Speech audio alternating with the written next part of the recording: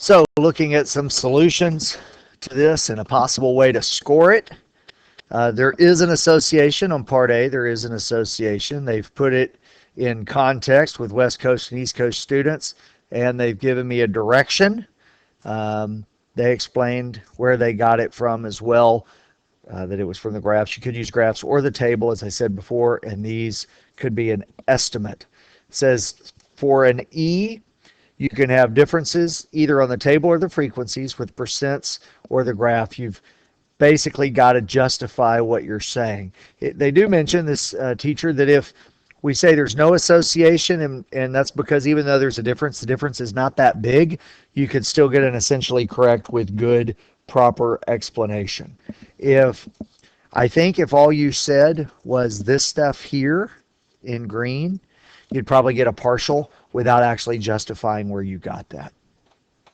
For the next part, the work shown for a correct answer gives you an E. You can get partial credit if you got it backwards.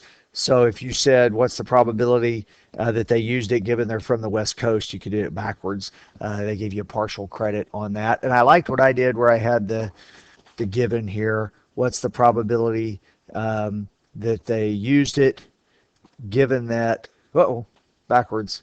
What's the probability they're from the West Coast given that they used it? And I like something like that as well. I think that's helpful. Subscripts didn't work very well on typing this out, but we've got the equal to for the null hypothesis, the greater than for the alternative, and they've defined their terms. So an essentially correct would give you proper symbols with the correct inequality here and defining it. I think if you did not define it, you'd get a partial if the rest of it was correct. On the p-value, he wrote with a p of 0.022, that's less than alpha, so we'll reject HO. We found statistically significant evidence that the percentage of East Coast students who have used this app is greater than the percentage of West Coast students who have used the app. For his scoring, he said full credit would be given for a correct decision tied to alpha with a correct conclusion.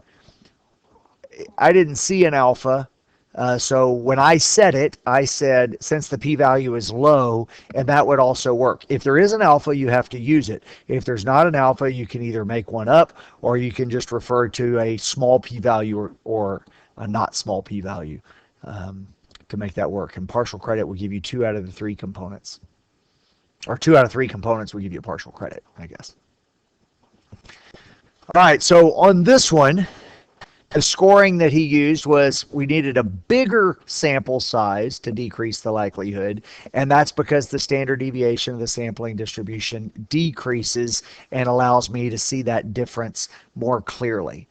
Partial credit would be due to weak communication, or if you didn't include the phrase sampling distribution. So this is important. A lot of times students say it gets smaller, and we're not quite sure what it refers to. The sampling distribution actually gets narrower. Smaller is a bit ambiguous there. The standard deviation gets smaller, and so the sampling distribution gets narrower or tighter to the mean. And here's the way that was written on that answer key. It's a little bit unclear on exactly what it would take to get certain grades on this year's test. But there were 11 parts on this question. If you got an essentially correct, if we call those worth 2 points, and a partially correct worth 1 point, the 11 parts would be a total of 22 possible points. Again, maybe a little less than half of those right would give you a 3. Probably. So I'm guessing maybe if you got about 10 points, again, 1 point for a partial and 2 for an essentially correct, then you'd probably pass.